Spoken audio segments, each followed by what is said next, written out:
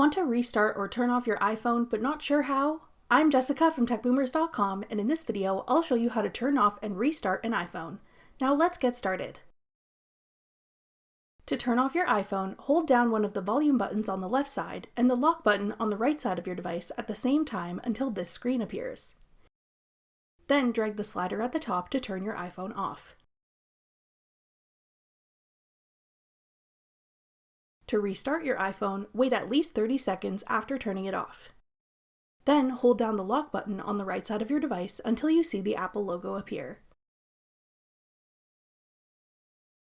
Your device will then restart and be ready to use again. That's all it takes to turn off and restart an iPhone.